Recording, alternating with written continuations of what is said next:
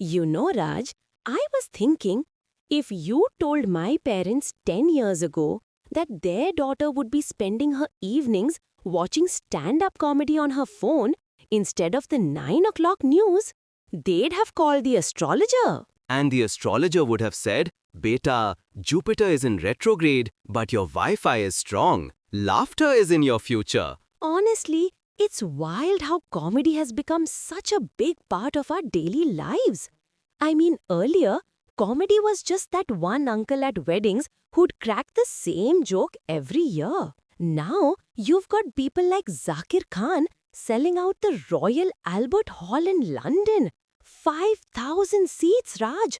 I checked, it was in 2023, and he was the first Asian comedian to do it. That's a bigger crowd than my entire extended family WhatsApp group, and that's saying something. But you're right, the scale is mind-boggling, and it's not just the metros anymore.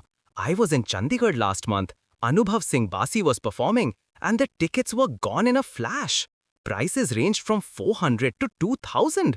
I mean, people are willing to pay more for a comedy show than for a buffet dinner. Priorities, Raj. Laughter over paneer tikka any day. But you know what's really interesting? The way improv comedy is catching on. I went to an improv comedy Mumbai show, and I swear, the audience was more involved than in a Bigg Boss finale.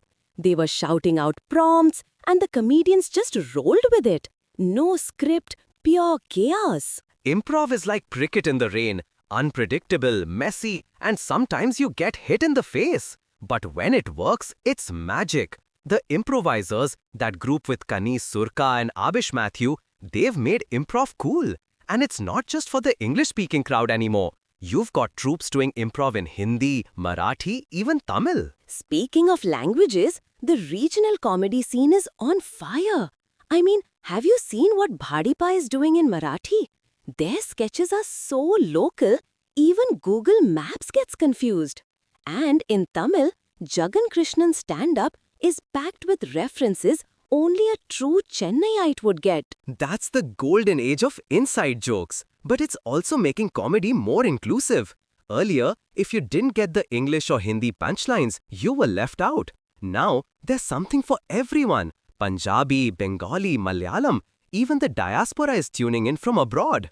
I read that regional language comedy videos are racking up millions of views on YouTube. And YouTube, oh my god, it's the new open mic. Zakir Khan, Kenny Sebastian, Amit Bhadana, these guys built their careers online.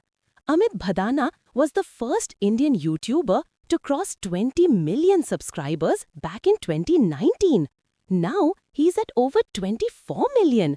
That's more people than some countries. And it's not just about numbers. Social media has made comedies accessible. You can DM your favorite comic and sometimes they reply. Imagine messaging Johnny Lever in the 90s. He'd have to send you a postcard. Or a telegram. Stop. Thank you for your joke. Stop. But with all this access, there's also pressure. The demand for viral content is insane. I was talking to a young comic and she said she spends more time editing Instagram reels than writing jokes. The hustle is real and the competition is fierce. Every day there's a new meme, a new trend. If you blink, you miss it. But it's also opened doors. People from small towns, different backgrounds, they're all getting a shot. It's not just the Delhi Bombay Boys Club anymore. True, but let's not pretend it's all rosy. Female comedians still have to fight for space. Aditi Mittal, Sumukhi Suresh, Neeti Palta, they've all spoken about the bro code in comedy, late night shows, safety concerns, and the classic, are women even funny? I mean, come on, Raj. Have you seen my mother-in-law roast my cooking? That's peak stand-up. Your mother-in-law should have her own Netflix special. But you're right, the industry's been slow to change. The Me Too movement in 2018 shook things up, especially after allegations against some big names.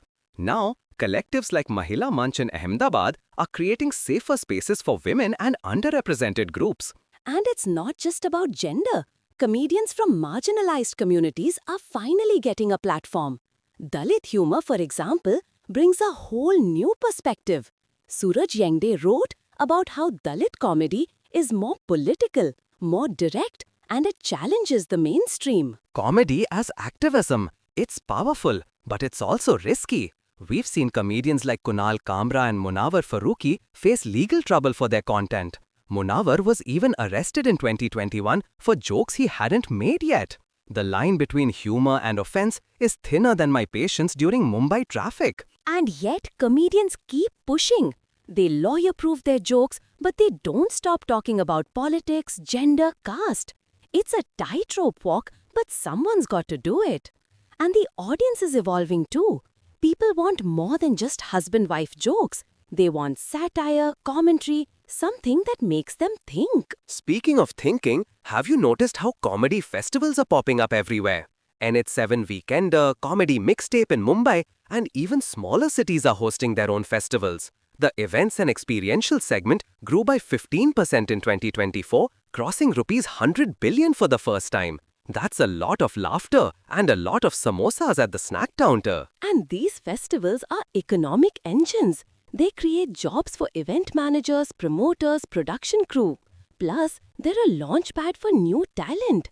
I met a comic from Indore who got discovered at a festival and now has a special on Amazon Prime. The digital platforms are the real game changers.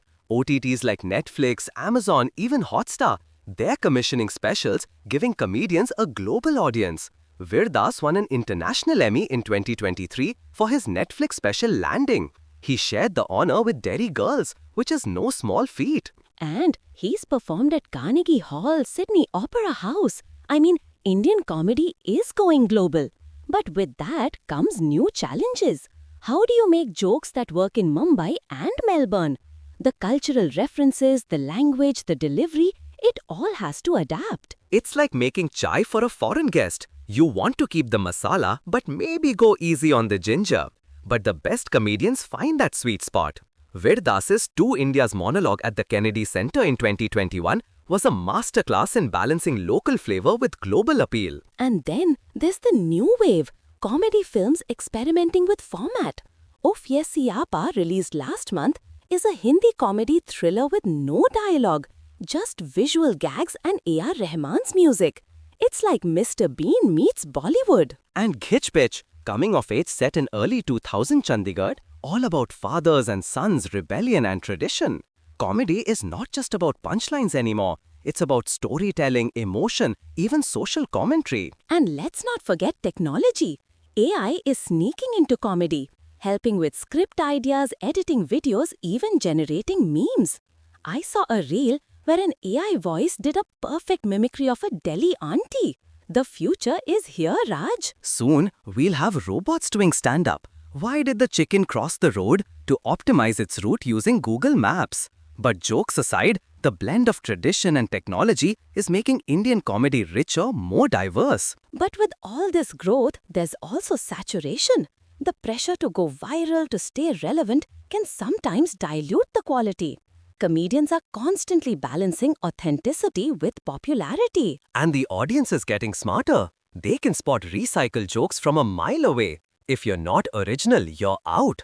But when you hit the right note, the rewards are huge. Script deals, global tours, brand collaborations. So, Raj, where do you see Indian comedy heading in the next few years? I think we'll see more regional voices, more women, more stories from the margins. Digital will keep growing, but live shows will make a comeback. People miss that energy.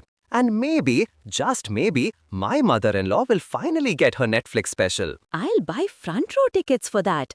But seriously, the future looks bright.